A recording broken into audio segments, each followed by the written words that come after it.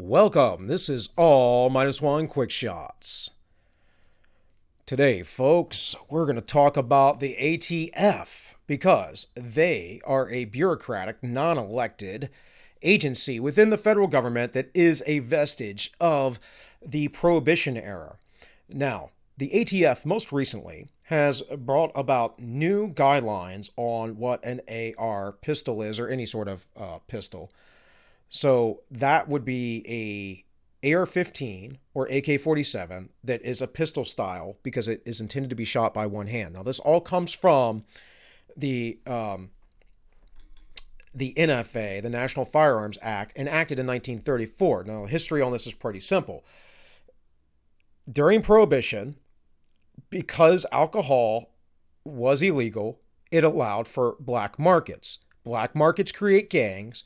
Gangs became very powerful in the United States. The mafia organized, it became very strong, infiltrated the unions and whatever else, and we had a lot of violence in some cities. And guns, whether they be fully automatic, semi-automatic, or whatever, were completely allowed to be sold with no restriction or regulation. You could walk into a hardware store, and if they sold guns, you could buy any gun you want. You could buy Thompson submachine gun. In fact, the Thompson submachine gun was created during World War I and wasn't really used. He created it thinking it would help save lives. And the war ended, and afterwards, he started marketing it to civilians. Because, you manufacture something, you got to sell it to somebody.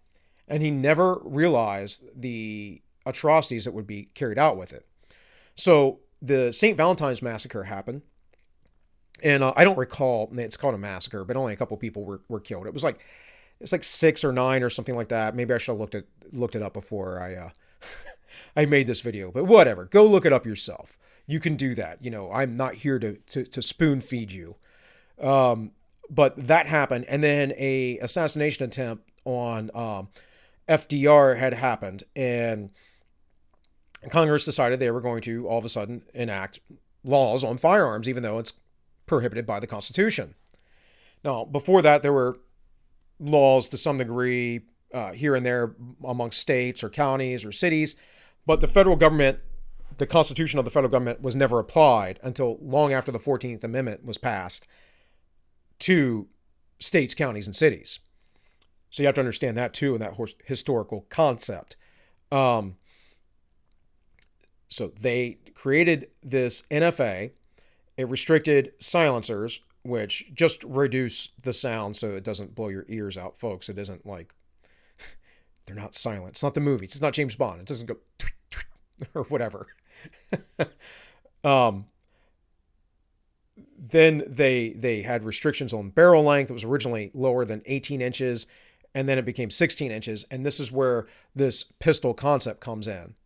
Certain things aren't considered firearms. The upper receiver of an AR-15, because it's a modular system, you can take the top off the bottom, is not considered a firearm. The lower receiver with the trigger and the spring tube and the magazine well, that's a firearm that's serialized. So if you get one of less than 16 inches, an upper receiver, it's considered a pistol. Unless you put it on a lower receiver with a stock. This is all stupid, arbitrary stuff. A stock is a fixed thing that you put against your shoulder so you can shoot a gun, right? Helps mitigate the recoil, muzzle climb, all of that good stuff. So pistols intended to be shot with one hand. Now, they have these things called braces, which can be used as stocks, but that's the improper use because you're supposed to hook it up to your arm. Because again, the ATF definition is a pistol is something shot with one hand. Now the ATF has some convoluted laws out there saying, well, it depends on the weight, certain attachments, blah, blah, blah, blah, blah. Are they imported from foreign countries? And it's just a bunch of nonsense. Now, I'm not a gun expert, although I am pretty well versed in the gun world. So I'd suggest you look into other YouTubers or experts or, blogs, whatever. Go look into what they have to say. What I am here to talk about is how this is arbitrary and nonsensical, unconstitutional, and the problem with the federal bureaucracies. You know what else is a product of the Prohibition era? The FBI. The FBI, which was recently caught spying on a presidential candidate, Donald Trump. The FBI that has refused to look at this stuff that was on Hunter Biden's laptop. The FBI that had partisans within it that were saying, hey, we need to stop Donald Trump from being elected, or we need to ruin his, whatever, da-da-da-da-da. And this is just silly to me if you think that these are legitimate organizations. These aren't legitimate organizations. There's nothing in the Constitution. There's nothing in this little book right here that suggests that the federal government can create the FBI. The fact that they did is because they were in the midst of the progressive era. Now, could they have like federal marshals and stuff like that? Sure. But the FBI is a whole nother issue, guys. And, we know that the FBI and the ATF have had big issues, Ruby Ridge and Waco, for instance. There have been many other issues over the years. In fact, the gentleman whose children and wife were murdered by the ATF and the FBI, he was acquitted because of the horrible, horrible things that the federal government did to him. This was basically a guy that wanted to go live in the middle of nowhere by himself, like I do. I want to get away from the craziness of the world. And I'm getting, as young as I appear, I'm getting too old to deal with this crap anymore. I'm kind of tired of it. So the reality is that we have these federal agencies that aren't elected. There's no legislation on it. Congress didn't do this. President didn't sign off on it. And all of a sudden, within their internal documents, they just decided arbitrarily that you are potentially a criminal. Overnight, decided that you are a criminal. No grandfather clause, nothing. This is a problem, folks. This is why I like the current president, because these kind of power structures he is sort of eroding at. Not very effectively, mind you, but at least he's making people aware of it. So the way to get around this essentially is to take your AR pistol or your AK pistol or whatever pistol you have with brace on it, send it into the ATF via an FFL. If you send it into the ATF otherwise, you've just broken federal law. So you go down to your local firearms dealer with a federal firearms license. You ship it to them. They get it. And within a year or two, or however long they feel like that they will, take, they'll decide if your weapon is legal or illegal. And then send it back to you or not. Or maybe ask you to pay the $200 tax stamp to have it converted to an SBR, which usually takes about 6 months to a year to get that tax stamp. Again, just complete nonsense bureaucracy. By the way, when the NFA, the National Firearms Act, was enacted in 1934, that $200 tax stamp was about $4,000 in today's money. And that price has never changed, but it was about $4,000, which means that effectively it meant most people couldn't get that. The mobsters could get it because, mobsters, they had money. They were running things. So this is also, as an aside, why I'm really against drug prohibition. I think we can do a much better job regulating or at least decriminalizing it.